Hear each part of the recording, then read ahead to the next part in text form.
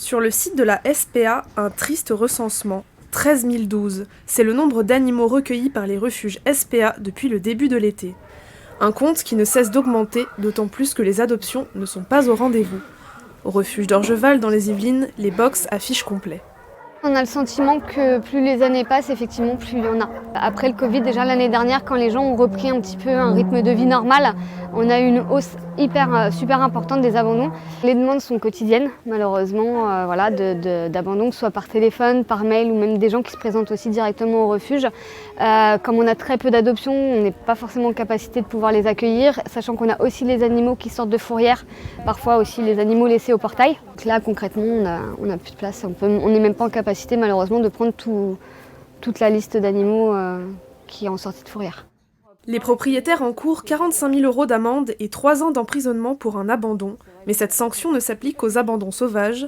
Au refuge d'Orgeval, il faut prendre rendez-vous pour abandonner son animal. Avec plus de 10 demandes par jour, la liste est longue et les motifs toujours les mêmes. Des problèmes de comportement de l'animal. Ils ne cherchent même pas à avoir un éducateur canin qui pourrait les aider, les accompagner, plutôt que d'abandonner leur animal. Ou aussi le déménagement, je suis dans un logement plus petit, donc c'est encombrant. Ce sont des gens qui acquièrent un animal sans se poser les questions de est-ce que j'aurai les moyens de subvenir à ses besoins, est-ce que j'aurai le temps à lui accorder, est-ce que je suis prêt aux bêtises, qu'est-ce que j'en fais pendant les vacances, est-ce qu'on le met en pension, est-ce qu'on part avec, est-ce qu'on a quelqu'un qui vient s'en occuper et c'est toujours le même qui trinque en fait, c'est l'animal. Ça, c'est 3 petits cochons d'Inde qu'on a récupérés ce week-end en abandon.